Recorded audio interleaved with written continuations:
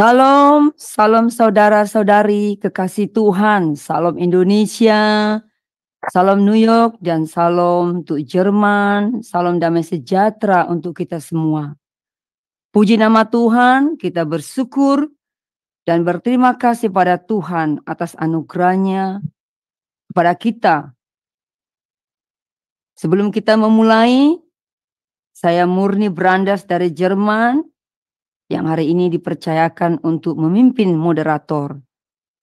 Saya mengucapkan untuk semua saudara-saudara dimanapun berada kekasih Tuhan, selamat tahun baru. Saya percaya dengan di tahun 2024 ini, di mana kita lebih lagi dekat-dekat dengan Tuhan. Ya bukan? Saya percaya tidak ada yang tidak mau dekat dengan Tuhan. Dekat dengan Tuhan berarti kita mendapat satu perlindungan yang kuat dan stabil yang tidak dapat diberikan dunia kepada kita. Amin. Mari kita membuka renungan pagi kita ini di dalam nama Bapa, Anak, dan Roh Kudus. Baik saudara-saudari kekasih Tuhan, sebelum kita memulainya, marilah kita tunduk kepala dan menyerahkan hati kita, pikiran kita untuk Tuhan. Mari kita satu di dalam doa.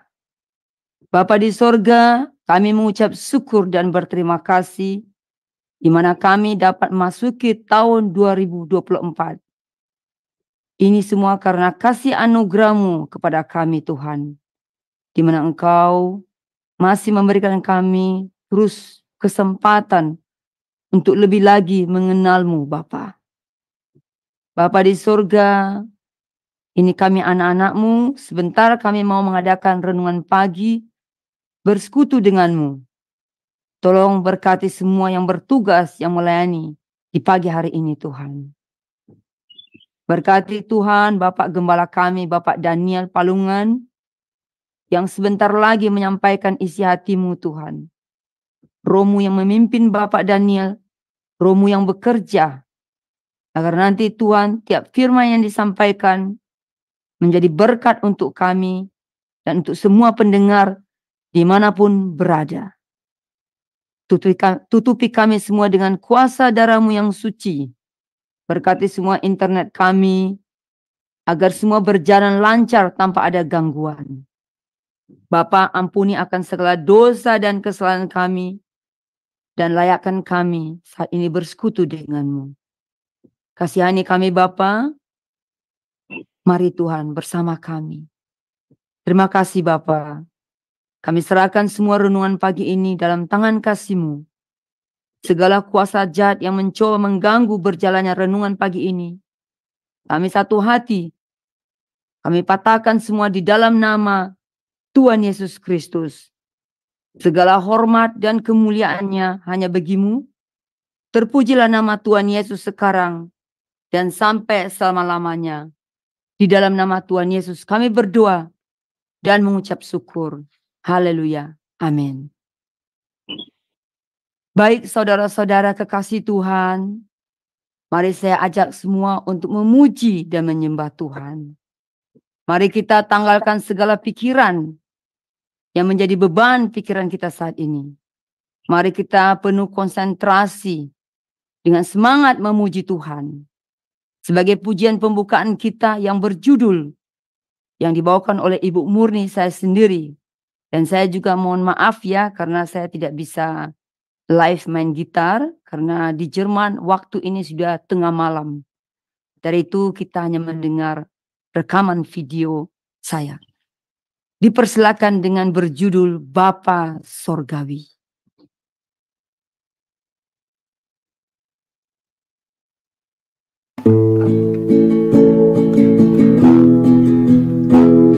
Bapa Sorgawi, ajarku mengerti betapa dalamnya kasih-Mu.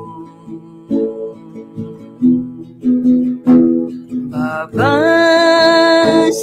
surgawi buatku mengerti betapa kasih-Mu padaku.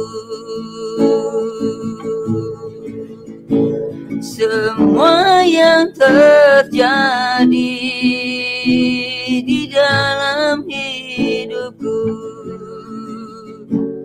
ajarku menyadari Kau selalu sertaku, beri hatiku selalu bersyukur padamu, karena rencana-Mu indah bagiku.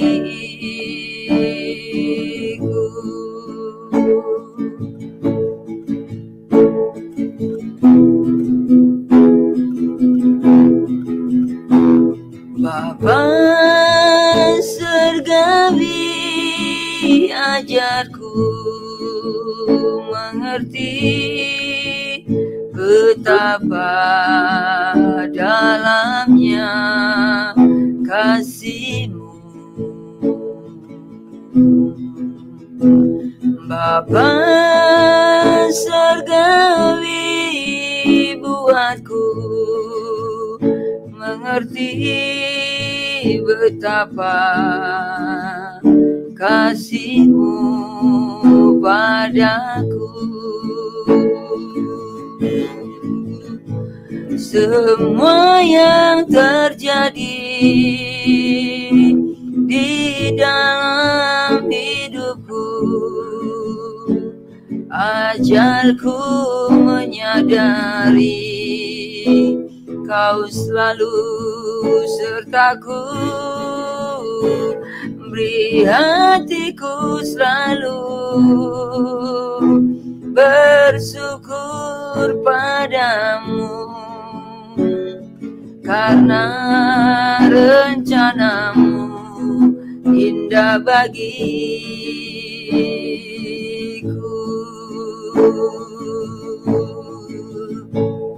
karena rencana-Mu indah bagiku.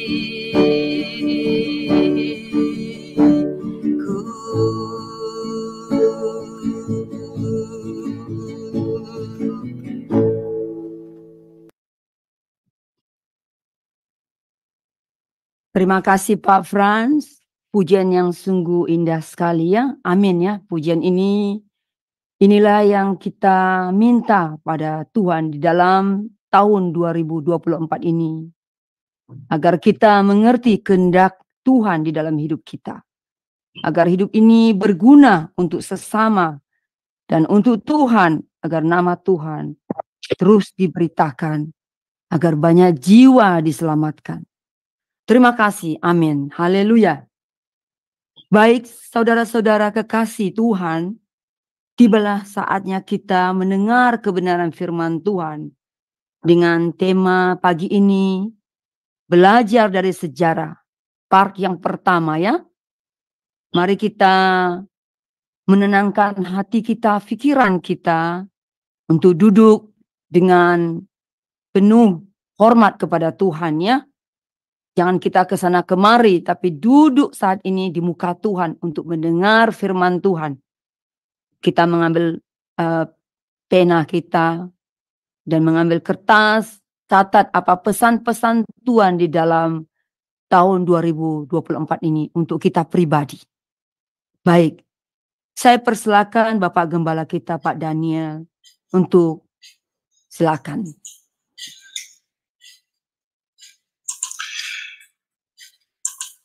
Mari Bapak, Ibu, saudara-saudara yang terkasih dalam Tuhan, kita tunduk kepala, kita berdoa.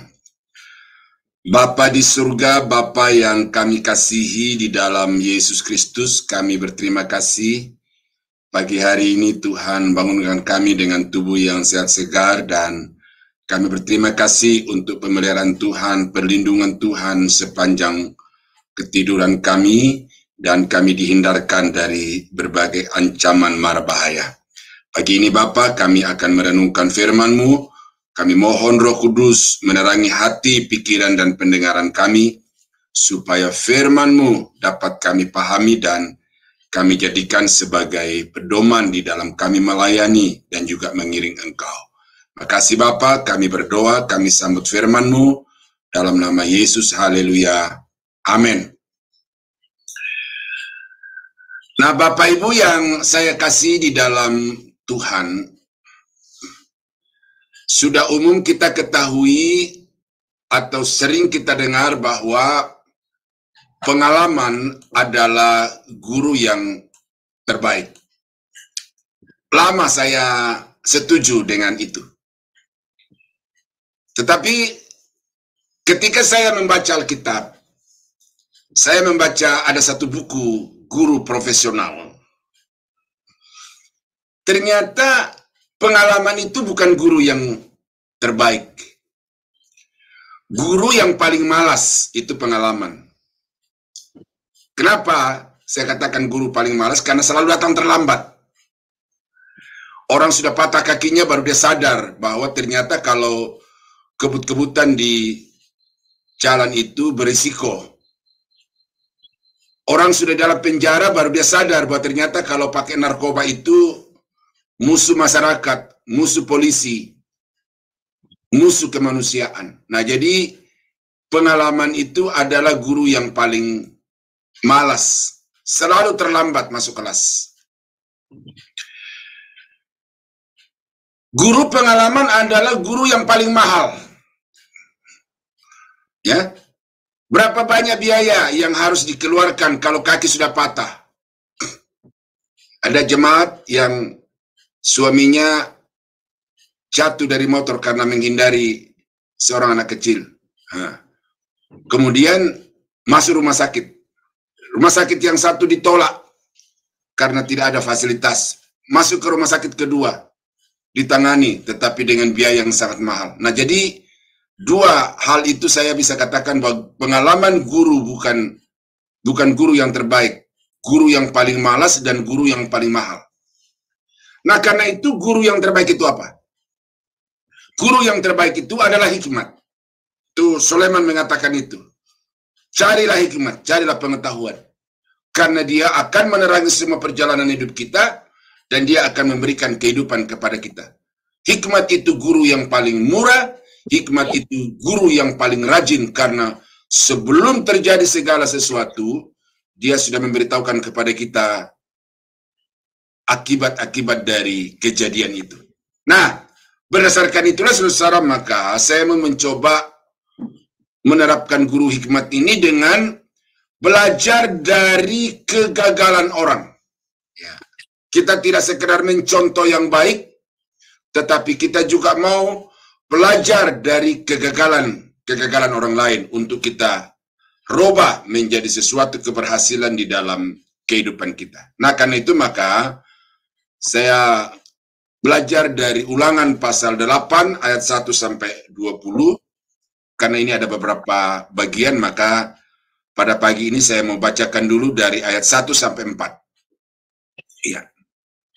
Segenap perintah yang kusampaikan kepadamu pada hari ini, haruslah kamu lakukan dengan setia, supaya kamu hidup dan bertambah banyak, dan kamu memasuki negeri serta menduduki negeri yang dijanjikan Tuhan dengan sumpah kepada nenek moyangmu. Ingatlah kepada seluruh perjalanan yang kau lakukan atas kehendak Tuhan Allahmu di padang gurun selama 40 tahun dengan maksud merendahkan hatimu dan mencobai engkau untuk mengetahui apa yang ada di dalam hatimu, yakni apakah engkau berpegang pada perintahnya atau tidak. Jadi ia merendahkan hatimu, membiarkan engkau lapar dan memberi engkau makan mana yang tidak dikenal dan yang juga tidak dikenal oleh nenek moyangmu, untuk membuat engkau mengerti bahwa manusia hidup bukan dari roti saja, tetapi manusia hidup dari segala yang diucapkan Tuhan. Pakaianmu tidak menjadi buruk di tubuhmu dan kakimu tidaklah menjadi bengkak selama 40 tahun ini. Ya, sampai di situ dulu pembacaan kita. Nah, dari ayat-ayat yang kita baca di sini, saudara, jelas bangsa Israel generasi kedua, yaitu orang-orang yang lahir di padang gurun, ya, bukan generasi yang keluar dari tanah Mesir, tetapi generasi yang lahir dari bangsa Israel di padang gurun, dikumpulkan oleh Musa, kemudian memberikan kepada mereka satu pesan-pesan yang sangat penting berkaitan dengan tujuan Tuhan membawa mereka masuk tanah perjanjian, atau berkaitan dengan tujuan perjalanan mereka memasuki tanah yang dijanjikan Tuhan itu kepada mereka. Nah, generasi ini diingatkan oleh Musa untuk mengingat atau mengenang kembali sejarah perjalanan hidup mereka selama 40 tahun di padang belantara itu. Jadi bangsa Israel diperintahkan oleh Musa untuk menjejaki kembali, ya, melakukan napak tilas di dalam pikiran mereka jalur-jalur atau rute perjalanan yang mereka telah tempuh selama 40 tahun itu.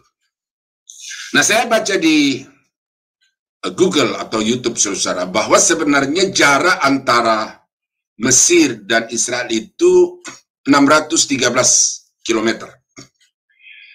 Yaitu kalau ditarik garis lurus, ya, dari Mesir sampai ke Israel.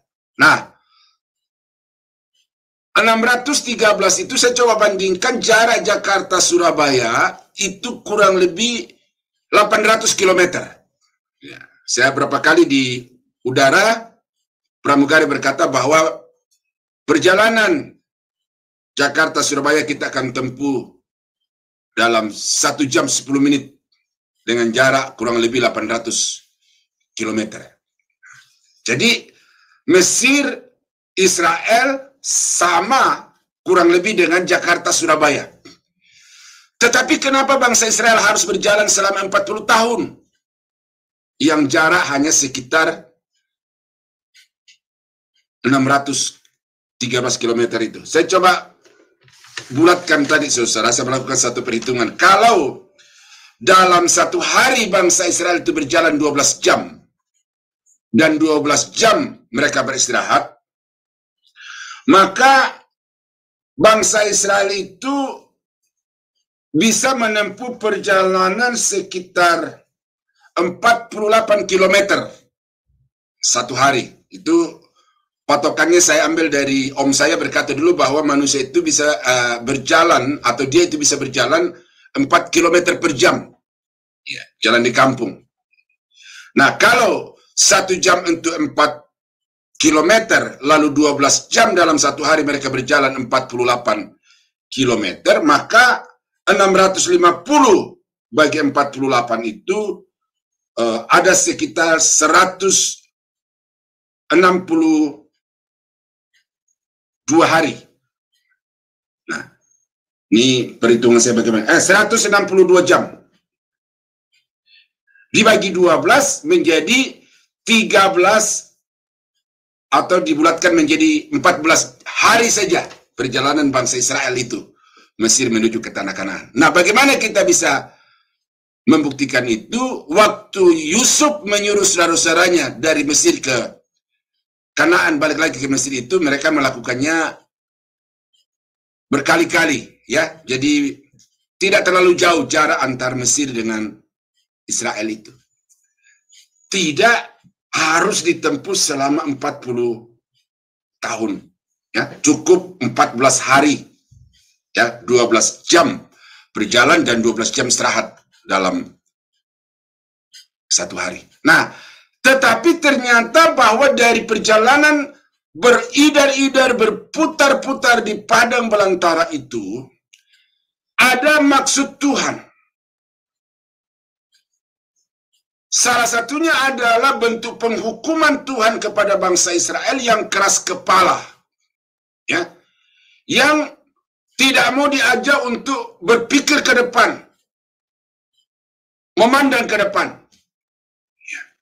Ada teman saya yang memposting berkata begini, pikirkanlah masa depan, rencanakanlah masa depan, tetapi jangan khawatir masa depan.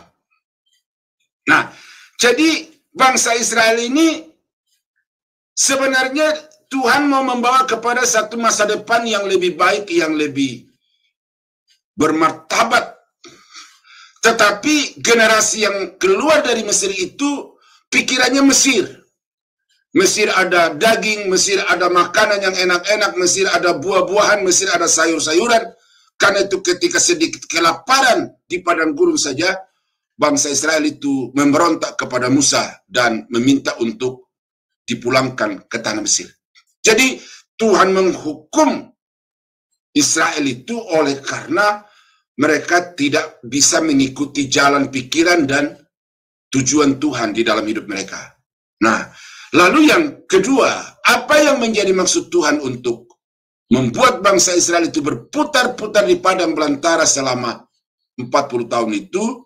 Dari Ulangan pasal 8 ayat 1 sampai 20 ini saya menemukan ada setidaknya 14 tujuan Tuhan untuk dicapai selama mereka ada di padang gurun itu. Dan pada malam ini, pagi ini saya mau sampaikan part yang pertama. Yang pertama adalah Tuhan merendahkan hati bangsa Israel.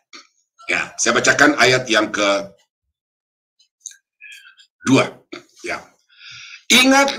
Ingatlah kepada seluruh perjalanan yang kau lakukan atas kehendak Tuhan Allahmu di padang gurun selama 40 tahun ini dengan maksud merendahkan hatimu. Jadi ternyata bangsa Israel itu hatinya adalah hati yang sombong, hati yang menganggap diri sanggup melakukan sesuatu dengan kekuatan dirinya sendiri. Karena itu tidak perlu Tuhan, tidak perlu tunduk kepada Tuhan. Nah, jadi kita melihat di dalam sejarah perjalanan bangsa Israel Mesir ke tanah Kanaan itu penuh dengan perlawanan, penuh dengan pemberontakan. Tidak mengakui kedaulatan Tuhan, tidak mau mengikuti rencana Tuhan. Nah, itu sebabnya maka Tuhan membuat mereka berputar-putar 40 tahun itu dengan tujuan supaya bangsa Israel itu mau merendahkan diri, merendahkan hati di hadapan Tuhan. Nah, saudara-saudara yang kekasih dalam Tuhan, kadang-kadang ini luput dari pengamatan kita ketika kita sedang masuk di dalam satu situasi yang mungkin kurang lebih sama dengan keadaan padang gurun, padang pasir itu. Tuhan kadang-kadang membawa kita ke dalam satu keadaan yang membuat kita tidak bisa menerima kenyataan itu. Ya.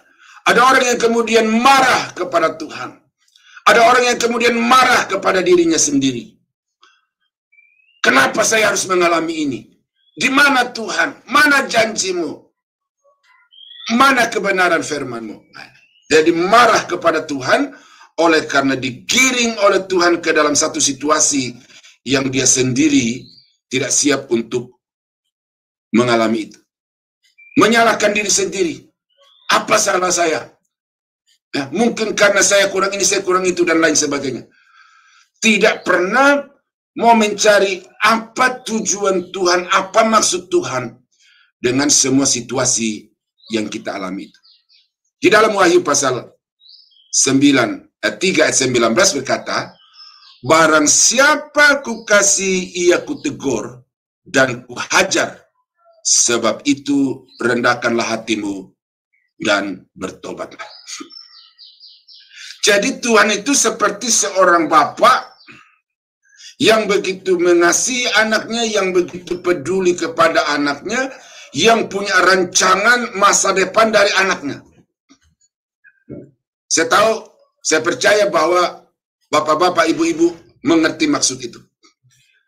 Karena tidak ada seorang orang tua pun yang mau membiarkan anaknya itu berjalan yang orang berkata mengalir bagaikan air.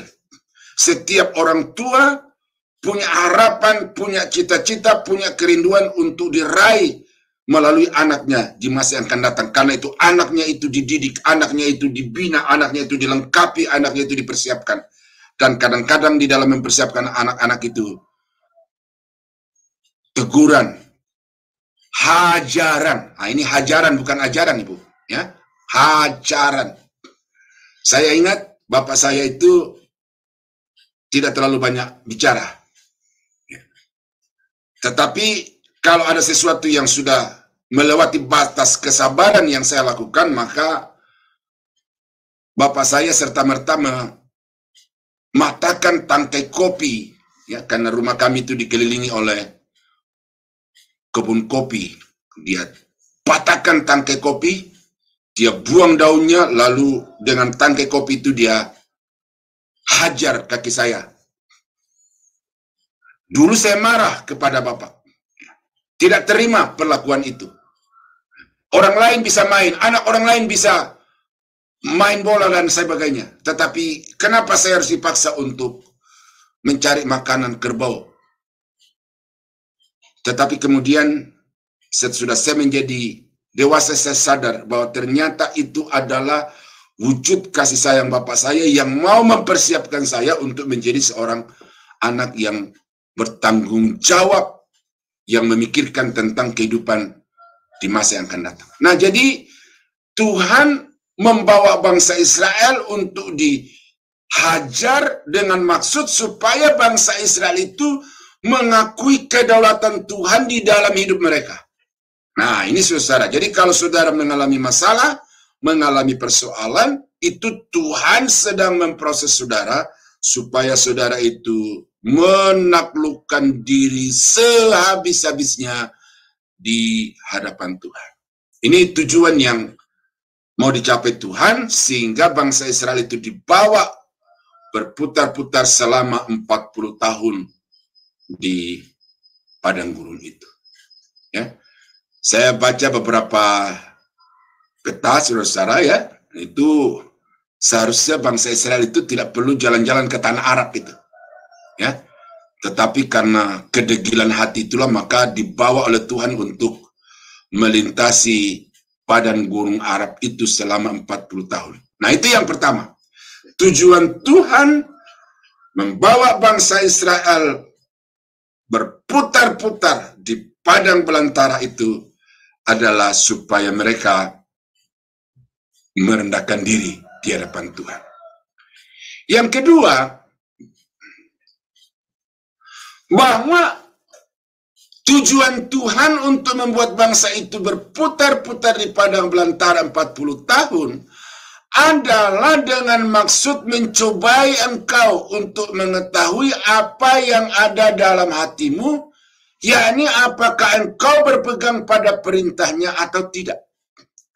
Ini perkataan Musa kepada bangsa Israel, bahwa rute perjalananmu yang 40 tahun kamu lewati, yang penuh dengan tantangan, penuh dengan masalah, ancaman binatang-binatang buas, dan juga kedinginan, kepanasan itu, adalah supaya Tuhan mengetahui dari hati kamu yang terdalam, kerelaan hatimu, apakah engkau sungguh-sungguh mau berpegang kepada perintah Tuhan di dalam segala keadaan hidupmu, ataukah hanya di dalam momen-momen tertentu engkau mau setia dan engkau berharap kepada Tuhan. Mengapa saya berkata begitu, saudara? Karena ada banyak orang yang ketika dia susah itu mencari Tuhan luar biasa. Tetapi ketika dia kaya, lupa Tuhan.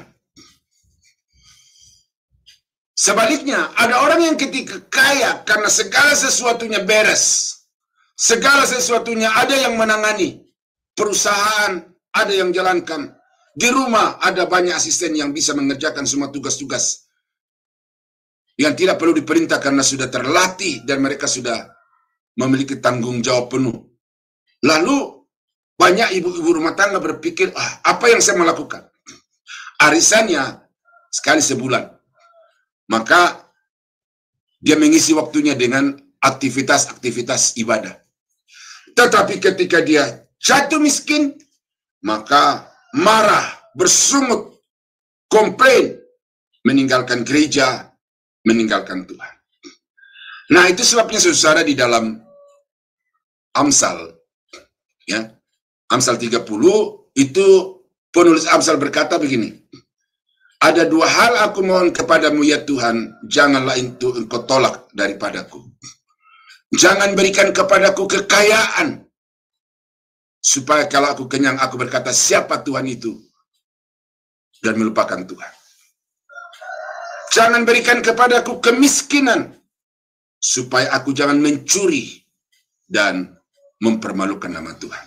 Nah, jadi ada dua kutub yang sama-sama berbahaya di dalam kehidupan manusia, yaitu ketika dia ada di puncak kejayaan, di puncak kekayaan, berpotensi untuk melupakan Tuhan, menyombongkan diri.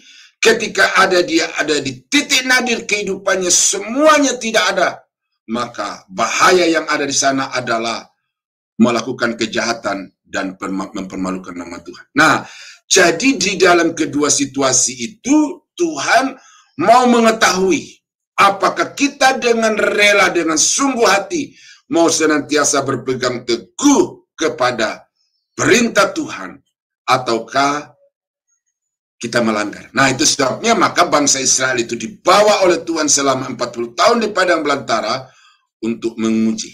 Nah, rupanya tahun pertama gagal, tahun kedua gagal, tahun ketiga gagal, sampai kepada satu titik di mana Tuhan memutuskan bahwa semua generasi yang keluar dari tanah Mesir itu tidak akan kuizinkan masuk ke tanah Kanaan selain daripada Yosua dan Kaleb. Nah, jadi saudara-saudara, ketika kita ada di dalam satu kejayaan, jangan sampai saudara melupakan Tuhan. Itu merupakan satu ujian, ya, merupakan satu ujian, dan banyak orang yang telah jatuh. Ketika saudara ada di dalam keadaan yang susah, ingat bahwa saudara sedang dimasukkan Tuhan ke dalam satu situasi ujian, dan karena itu di sana pun saudara harus senantiasa berpegang teguh kepada perintah Tuhan. Amsal pasal 21 ayat 2, setiap jalan orang adalah lurus menurut pandangannya sendiri, tetapi Tuhanlah yang menguji hati. Tuhan menguji hati. Manusia melihat apa yang tampak di depan mata, tetapi Tuhan melihat hati. Ya, jadi karena itu saudara harus melakukan segala sesuatu dengan jujur, dengan tulus, karena Tuhan tahu apa yang ada di dalam hatimu dan bukan apa yang di depan mata manusia. Yesaya pasal 48 ayat yang ke-10, sesungguhnya aku telah memurnikan engkau, namun bukan seperti perak, tetapi aku telah menguji engkau dalam dapur kesengsaraan. Tuh. Jadi Tuhan membawa kita ke dalam satu situasi yang digambarkan di sini seperti dapur kesengsaraan, adalah dengan maksud supaya kita menjadi orang yang murni, orang yang tulus, orang yang dengan teguh berpegang kepada perintah dan ketetapan Tuhan, sekalipun kita ada di dalam situasi yang sama sekali tidak mencerminkan adanya Tuhan, adanya kuasa Tuhan. Karena yang ada adalah kesengsaraan, yang ada adalah masalah dan persoalan. Ada acara di televisi yang sangat berkesan di hati saya. Seorang anak yang sukses di dalam bisnis asuransi. Ketika adiknya yang terakhir itu lahir kembar, itu dia masih sekolah. Mamanya mati. Jadi melahirkan anak kembar di usia 7 bulan kandungan dan mamanya mati. karena shock bapaknya, ya, belahan jiwanya orang yang sangat dia kasih itu meninggal, maka terganggu ingatannya. Lalu dia pergi, kabur dari rumah. Pergilah ke pinggir-pinggir jalan karena hilang ingatan. Lalu anak remaja ini, ya, harus menjadi orang tua bagi adik-adiknya. Dia sendiri, dia berkata bahwa hampir tiap hari ada rencana di dalam dirinya untuk mau mengakhiri hidup dengan cara bunuh diri. Ini saudara nonton itu di acara Kick Andy. Jadi saudara, ibunya meninggal ketika dia masih remaja, belum siap untuk mengambil peran sebagai seorang ibu. Bapaknya pergi karena kehilangan ingatan atau terganggu ingatan karena istrinya meninggalkan dia pada saat dia belum siap. Lalu anak ini belum siap untuk menjadi orang tua bagi beberapa orang adiknya itu. Tetapi kemudian dia temukan bahwa sesungguhnya Tuhan itu tidak berdiam diri. Tuhan tidak membiarkan dia, karena kemudian dia bertekad untuk menjalani kehidupan dan akhirnya dia menjadi salah satu agen asuransi yang sangat besar, yang sangat berhasil di Indonesia, bahkan di dunia. Nah, jadi ketika dia ada dalam satu kesusahan itu, dia diproses oleh Tuhan, dan kemudian pada waktunya Tuhan membuat dia menjadi orang yang berhasil secara ekonomi. Nah, saudara-saudara, ini Tuhan sedang mengajar kita, mengajar saudara dan saya, supaya kita itu senantiasa berpegang teguh kepada apa yang Tuhan tetapkan bagi kita. Yeremia pasal 17 ayat yang ke-10. Aku, Tuhan, yang menyelidiki hati, yang menguji batin, untuk memberi balasan kepada setiap orang setimpal dengan tingkah langkahnya, setimpal dengan hasil perbuatannya.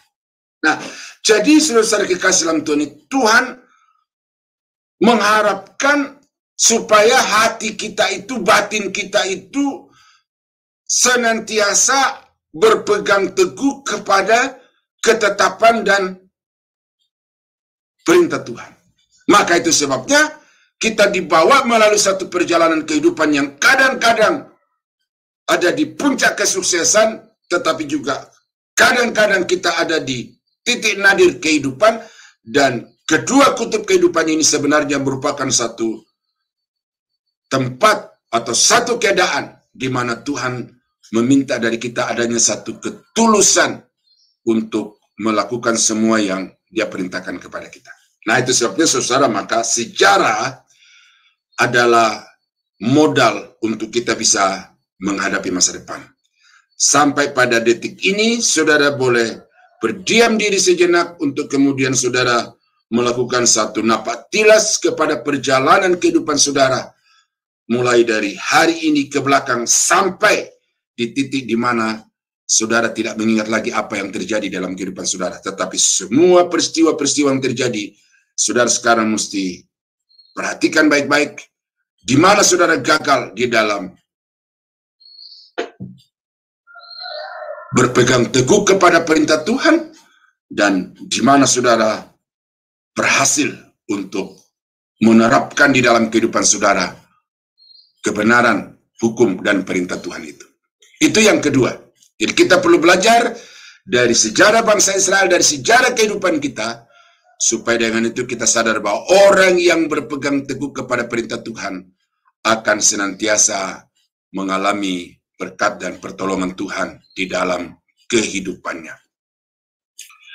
Dan yang ketiga, apa yang menjadi tujuan Tuhan membawa bangsa Israel di padang gurun selama 40 tahun beridar-idar itu terdapat di dalam ayat yang ketiga dan ayat yang keempat.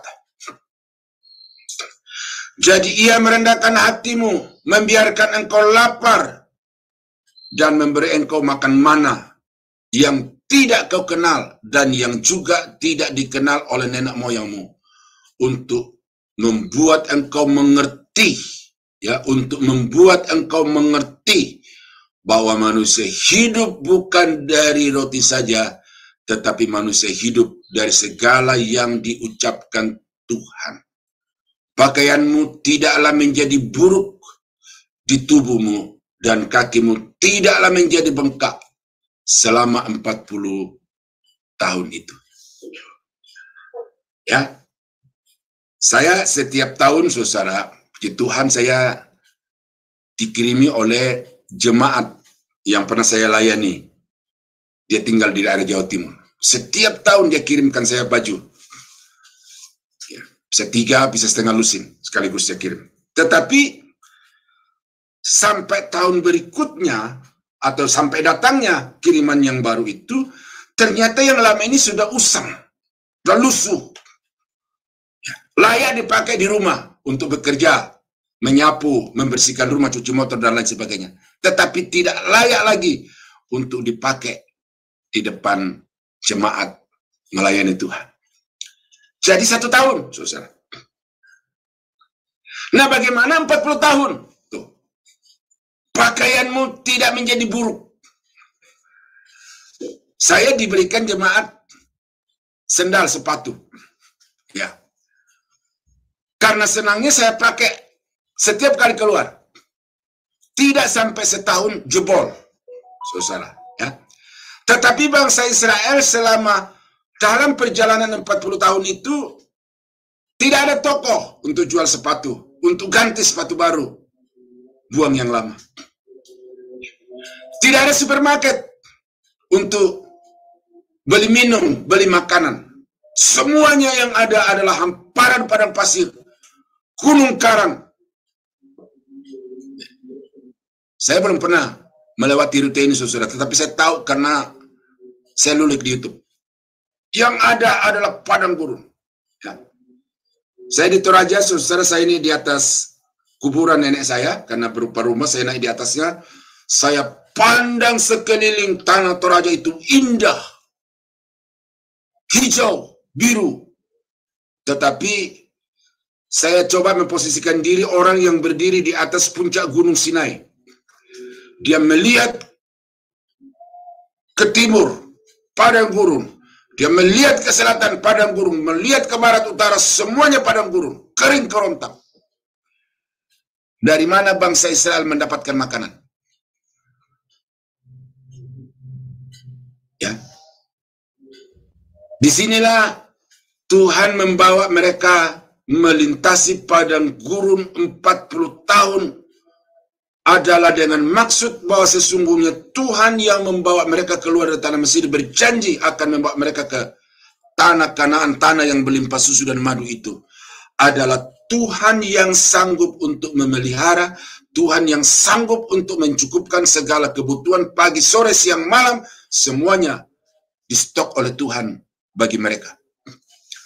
Jadi, apa tujuan Tuhan membawa bangsa Israel padang gurun selama 40 tahun itu adalah untuk mereka tahu bahwa sesungguhnya Tuhan adalah pemelihara. Tuhan adalah gembala yang baik yang tidak akan membiarkan domba-dombanya hidup di dalam kekurangan. Saudara-saudara yang kekasih dalam Tuhan, coba saudara berdiri di posisi saudara sekarang ini, kemudian lihat perjalanan hidup saudara sampai tahun saudara umur sekarang ini berapa. Saudara bisa melihat di situ bahwa sesungguhnya tangan Tuhan terulur, pertolongan Tuhan selalu tepat waktu, dan karena itu ketika kita ada di dalam satu keadaan yang sulit, ternyata Tuhan memberi kecukupan. Ada jemaat yang kadang-kadang dia khawatir dalam hidupnya. Dia komplain karena cicilan rumahnya, kemudian dia usahanya itu kalau tidak beroperasi di dalam 1 hari, maka ya pemasukan tidak akan masuk. Kebutuhannya puluhan juta di dalam 1 bulan. Dia dilingkupi dengan kekhawatiran dan kecemasan, sehingga kalau dia bicara sama saya itu, ya kalau nggak raut mukanya sedih, dia menangis. Apalagi ketika suaminya jatuh, patah, maka dia sepertinya kehilangan pegangan. Kita besuk ke rumah sakit, yang kita besuk itu dia tidur nyenyak di tempat tidur, tetapi dia sendiri duduk di atas kursi roda oleh karena dia begitu terpukul dengan keadaan ini. Nah, apa yang terlontar dari pikirannya adalah bagaimana berbulan-bulan ke depan, bahkan mungkin bertahun ke depan, suaminya tidak bisa bekerja untuk menutupi semua kebutuhan puluhan juta dalam 1 bulan itu. Saya berkata kepada dia bahwa Tuhan ada. Tuhan sanggup. Karena itu yang ibu perlu sekarang ini adalah kuatkan imanmu, berserah total kepada Tuhan, dan ibu akan melihat bagaimana Tuhan akan bekerja. Kemudian saya bawa dia kepada masa lalu kehidupannya, karena ini ibu saya layani dia dari kecil. Coba ibu nengok ke perjalanan hidup yang ibu sudah lalui sampai hari ini. Banyak kekurangan, banyak masalah, banyak persoalan. Tetapi apakah ada masalah yang tidak diselesaikan oleh Tuhan? Dia mengangguk, ya, tetapi diikuti dengan kata tetapi, ya. Jadi masih diliputi dengan keraguan. Namun saya tetap meyakinkan, dan saya juga meyakinkan kepada Bapak Ibu hari ini, bahwa Tuhan yang kita sembah, Tuhan yang kita iring, Tuhan yang kita layani adalah Tuhan yang sanggup untuk memelihara kehidupan kita, dan karena itu jangan sedikit pun ragu terhadap Dia. Ya, Yesaya pasal 41, 8-10. Tetapi engkau, hai Israel hambaku, hai Yakub yang telah kupilih, keturunan Abraham yang kukasihi, engkau yang telah kuambil dari ujung-ujung bumi, dan yang telah kupanggil dari penjuru-penjurunya. Aku berkata kepadamu, engkau hambaku, aku telah memilih engkau dan tidak menolak engkau. Janganlah takut, sebab aku menyertai engkau. Janganlah bimbang, sebab aku ini Allahmu. Aku akan meneguhkan, bahkan akan menolong engkau. Aku akan memegang engkau dengan tangan kananku yang membawa kemenangan. Nah, ini janji Tuhan kepada bangsa Israel. Ya, jangan takut, sebab tangan kananku memegang engkau yang senantiasa membawa kemenangan. Ada satu ayat yang saya lupa kutip, tapi dia berkata, matahari tidak akan menyakiti engkau, sinar bulan tidak akan menyakiti engkau. Timbul pertanyaan di dalam hati saya, kalau matahari jelas, kita diterpa matahari, kita akan hitam, bahkan kita akan kosong, terkelupas kulit kita. Itu saya sudah alami langsung itu dengan orang tua saya yang bekerja di kebun. Kulit mereka terkelupas oleh karena diterpa matahari selama mereka bekerja menggarap ladang, menggarap sawah. Tetapi apa bahaya sinar bulan itu kepada kita? Ya, sampai pada detik itu saya tidak mengerti. Bahkan saya berkata sebenarnya sinar bulan itu lembut, sejuk, menyenangkan. Karena itu banyak orang yang menanti cahaya bulan. Ya. Tetapi saya buka, saya cari lulik, ternyata ada bahaya di dalam cahaya bulan itu. Yang karena itu, maka Tuhan berkata, sinar bulan atau cahaya bulan tidak akan menyakiti engkau. Nah, apa yang saya angkat dari ayat itu berkaitan dengan ini kepada Bapak Ibu adalah bahwa Tuhan menjaga, melindungi kita dari satu bahaya yang sebenarnya kita tidak sadar bahwa itu bahaya. Jadi betapa pemeliharaan Tuhan itu sempurna. Karena bukan hanya bahaya yang nyata di depan mata kita, tetapi bahaya yang tidak kita sadari. Itu Tuhan melindungi kita. Tuhan tidak hanya menjaga dari sinar matahari yang panas, yang menghanguskan, tetapi juga dari sinar bulan yang kadang-kadang kita nikmati. Kita katakan enak sinar cahaya bulan itu. Tuhan menjaga, Tuhan melindungi. Nah, jadi saudara-saudara kekasih dalam Tuhan, bangsa Israel dibawa oleh Tuhan melintasi padang gurun 40 tahun lamanya untuk membuktikan di dalam kehidupan mereka bahwa sesungguhnya tidak sehari pun Tuhan tidak memberi makan kepada mereka. Selalu tersedia, cukup dan tepat pada waktunya. Mazmur pasal 33 ayat 18-19. Sesungguhnya mata Tuhan tertuju kepada mereka yang takut akan Dia, kepada mereka yang berharap akan kasih setianya, untuk melepaskan jiwa mereka daripada maut dan memelihara hidup mereka pada masa kelaparan. Pada masa kelaparan. Ya, ini kata mata Tuhan tertuju di sini. Ini saya temukan di dalam Alkitab bahwa ini adalah perhatian Tuhan, kepedulian Tuhan. Jadi mata Tuhan memandang, mata Tuhan mengamati, mata Tuhan memperhatikan apapun yang terjadi di dalam diri orang yang takut akan Dia, itu diketahui Tuhan, dan Tuhan memberi makan pada waktu kelaparan. Nah, jadi saudara kekasih dalam Tuhan, ini pelajaran yang sangat berharga dari bangsa Israel selama 40 tahun di padang gurun. Ya, ini sesuatu yang bagi mereka itu negatif, tetapi sesungguhnya dengan kita melakukan satu analisa, kemudian kita dengan hikmat Tuhan, apa yang negatif itu kemudian kita rubah menjadi positif. Itulah hasil pengajaran dari Sang Guru Hikmat. Dan karena itu, saudara-saudara kekasih dalam Tuhan, ingatlah bahwa tahun 2024, 25 dan seterusnya ke depan itu bagi kita tetap merupakan satu misteri, tetapi berdasarkan apa yang terjadi di tahun 2023, tahun 2022, khusus di tahun 2019 sampai tahun 2022, bagaimana Tuhan menjaga, Tuhan melindungi kita, sehingga kita terbebas dari corona, dan kita ada sampai hari ini.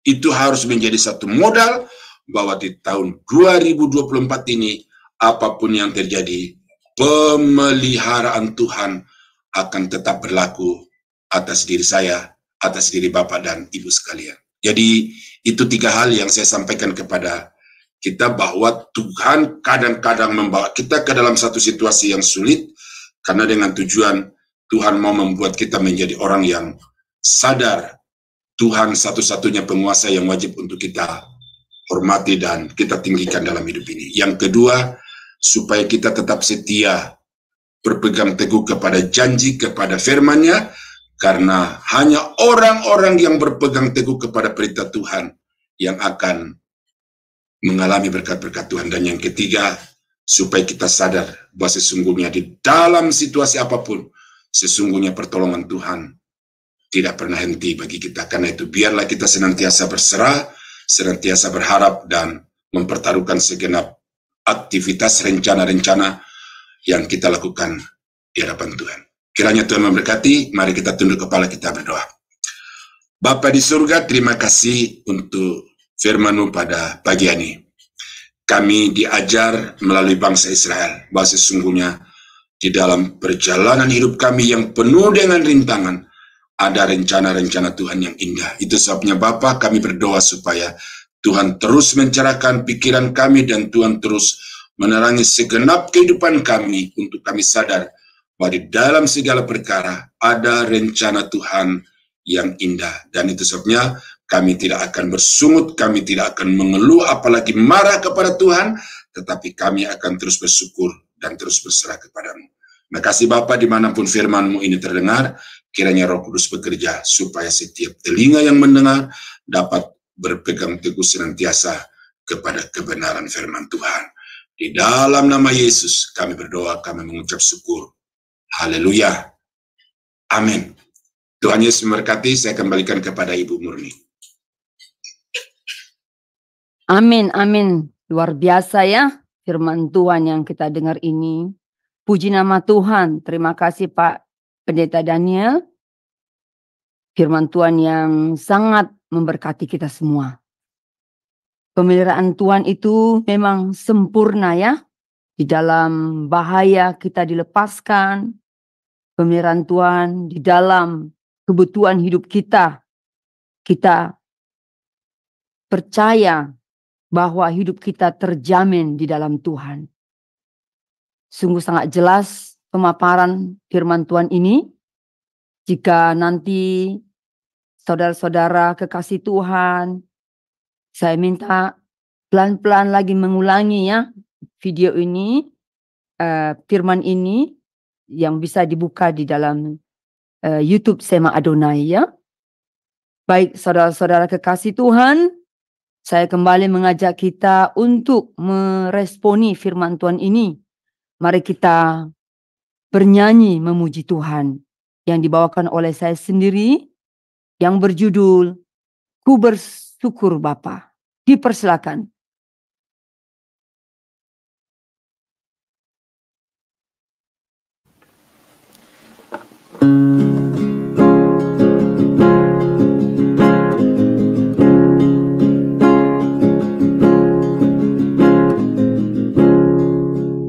Banyak yang kau perbuat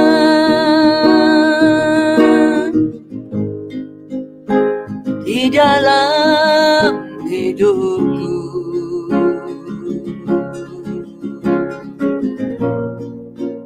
rancangan indahmu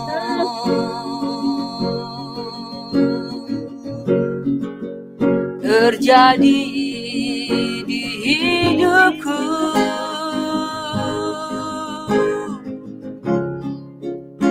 Bapa yang mengerti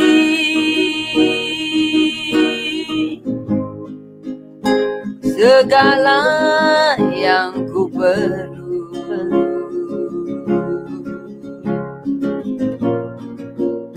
kasih-Mu sempurna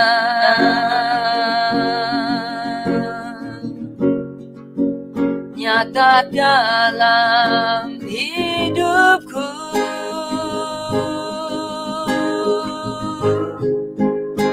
Ku bersyukur Bapa. Terima kasih Tuhan. Ku bersyukur Tuhan buat kasih setia-Mu di dalam hidupku. Ku bersyukur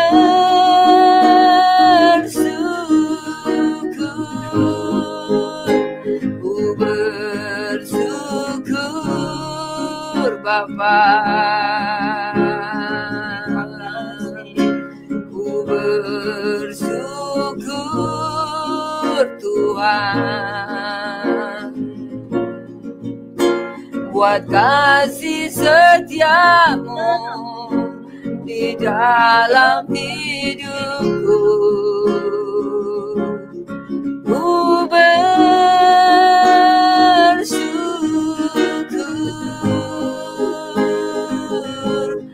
Tuhan.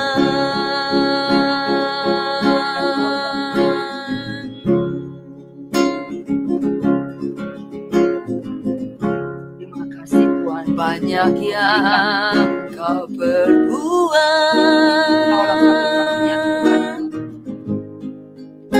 di dalam hidupku,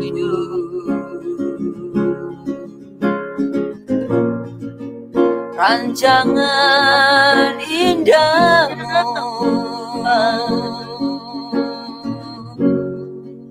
terjadi di hidupku.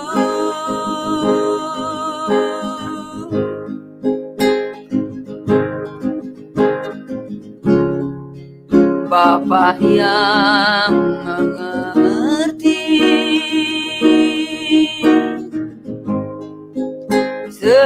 Dialah yang ku perlu. Kasih-Mu sempurna, nyata dalam hidupku. Ku bersyukur Bapa, ku bersyukur Tuhan, buat kasih setia-Mu di dalam hidupku. Ku bersyukur,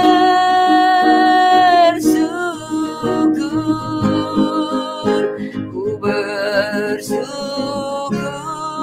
Bapa, ku bersyukur Tuhan, buat kasih setia-Mu di dalam hidupku. Ku bersyukur Tuhan, ku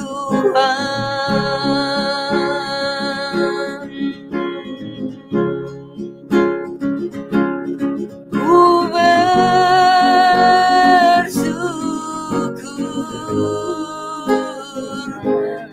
Tuhan.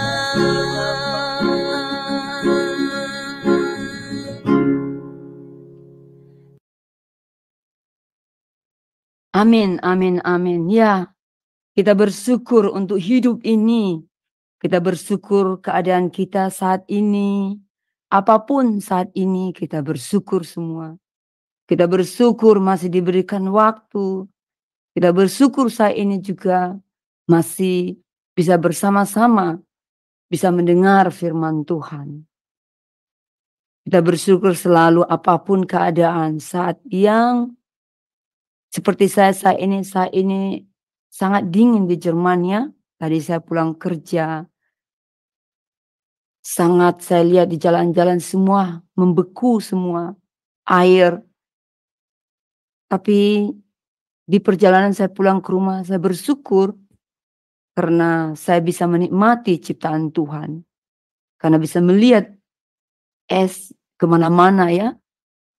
Saya bersyukur pulang ke rumah mendapat kehangatan dari keluarga dan juga pemanas di sini. Kalau Ibu Heni saya ini juga bersyukur walaupun dingin. Saya percaya dia bersyukur juga dengan Tuhan, dengan keadaan yang dingin. Tentu saudara-saudara kekasih Tuhan juga dimanapun berada pasti bersyukur dengan Tuhan. Amin. Mari kita menundukkan kepala untuk berdoa. Bapa di surga, kembali kami mengucap syukur dan berterima kasih untuk kebenaran firman yang baru saja kami dengar Tuhan. Di mana kami banyak sudah mendengar kebenaran firman-Mu.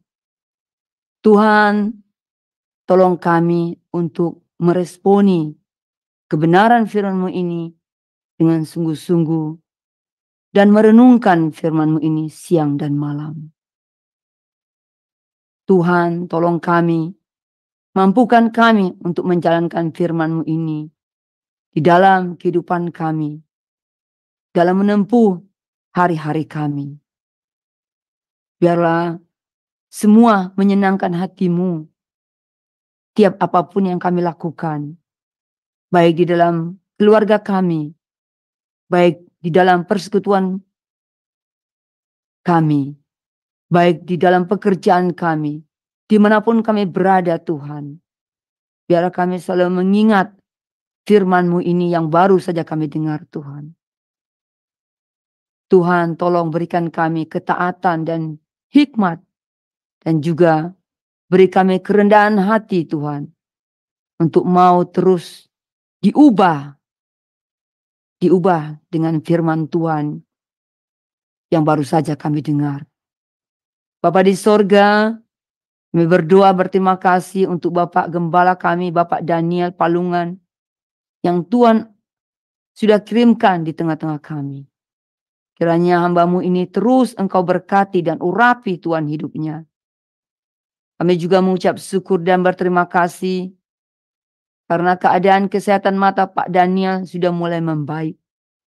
Tuhan, kami terus berdoa memohon belas kasihan-Mu Tuhan, agar Bapak Daniel mendapat kesembuhan total dari-Mu saja Bapak. Berkati semua proses pengobatan atau yang menangani Bapak Daniel. Berkati juga seluruh keluarga Bapak Daniel, istri, anak-anaknya, dan cucu-cucunya. Kami serahkan keluarga Bapak Daniel di dalam tangan kasih-Mu. Kami juga berdoa untuk tim Sema Adonai, berkati Tuhan. Tuhan berkati semua tim, terus pakai jadi perpanjang tangan-Mu Tuhan. Berikan kami satu hati untuk tidak berpaling ke belakang Tuhan, untuk maju terus ke depan. Apapun keadaan situasi kami Tuhan, biarlah kami tetap setia kepada Tuhan untuk menjalankan iman-Mu Tuhan selama kami masih hidup di dalam dunia ini. Tuhan, kami serahkan juga keluarga kami dalam tangan Tuhan, dalam pemeliharaan Tuhan, di dalam tangan kasih-Mu Tuhan. Kami berdoa untuk semua juga gembala-gembala yang telah Engkau pilih untuk menyampaikan kebenaran firman-Mu yang setiap hari mengajarkan kami untuk firman-Mu. Kiranya Engkau juga Tuhan memberkati mereka, keluarga mereka Tuhan, dimanapun berada mereka. Engkau Tuhan menuntun mereka, berikan mereka juga hikmat dan sukacita di dalam melayani-Mu ya Tuhan. Bapa, sementara lagi kami berpisah, Engkau bersama kami. Roh-Mu yang kudus memimpin kami. Setiap apa yang kami ucapkan, setiap tindakan kami, biarlah kami selalu berpatok segala tindakan kami di dalam firman-Mu. Terpujilah nama-Mu Tuhan, sekarang sampai selama-lamanya. Di dalam nama Tuhan Yesus, kami berdoa dan mengucap syukur. Haleluya. Amin. Baik saudara-saudara kekasih Tuhan, saya juga menginformasikan bahwa tiap hari Senin dan hari Sabtu, tim Sema Adonai mengadakan doa syafaat. Jika ada yang memerlukan dukungan doa, jangan segan-segan memberitahukan kami ya. Tim Sema Adonai dengan setia membawakan dalam doa. Atau boleh juga naik ke Zoom Sema Adonai dengan PIN yang ada tertulis di setiap undangannya. Baik, sebelum kita mengakhiri renungan pagi kita, tibalah saatnya kita menerima doa berkat dari Bapak Gembala kita, Pak Daniel Palungan. Dipersilakan Pak. Bapa di surga, terima kasih karena Tuhan sudah berkenan memimpin cara atau ibadah renungan pagi Sema Adonai dari awal sampai akhir. Kami berterima kasih, kami diberkati Tuhan melalui puji-pujian, melalui firman-Mu. Kiranya ini akan membuat kami semakin percaya untuk menghadapi bukan saja sepanjang hari ini, tetapi sepanjang tahun ini, yang kami tahu Tuhan pasti akan berpihak kepada kami, memberi kemenangan untuk kemuliaan dan kebesaran nama-Mu. Sementara kami akan kembali kepada aktivitas kami setiap hari Bapa. Kiranya Tuhan tolong yang beristirahat Engkau lindungi, berikan tidur yang berkualitas sehingga mereka bangun dengan tubuh yang sehat segar untuk juga kembali beraktivitas sesuai dengan karunia yang Tuhan beri. Kami di Indonesia yang akan melakukan tugas pekerjaan kami sepanjang hari ini, tangan Tuhan yang kuat akan menyertai kami juga, supaya kami berhasil dalam semua yang kami kerjakan. Dan dengan itu, nama-Mu akan selalu kami tinggikan di dalam hidup ini. Terpuji nama-Mu Bapa, dalam nama Yesus kami akhiri renungan pagi Sema Adonai hari ini. Sidang jemaat yang dikasihi Tuhan, Kiranya anugerah dari Allah Bapa di dalam surga, damai sejahtera dari Tuhan kita Yesus Kristus, serta persekutuan kuat kuasa Roh Kudus, kiranya menyertai kita sekalian dari sekarang sampai selama-lamanya. Dalam nama Yesus, kami akhiri renungan pagi Sema Adonai hari ini. Haleluya. Amin. Selamat pagi. Amin. Amin. Selamat pagi. Saudara-saudara kekasih Tuhan, dengan berakhirnya lah doa berkat ini, doa blessing ini, maka berakhir pula lah juga renungan pagi kita. Selamat beraktivitas untuk Indonesia, selamat malam untuk New York, selamat beristirahat untuk Jermania. Kita berpisah sebentar, besok kita akan berjumpa kembali di dalam renungan pagi kita. Tuhan Yesus memberkati dimanapun saudara-saudara kekasih Tuhan berada. Salam.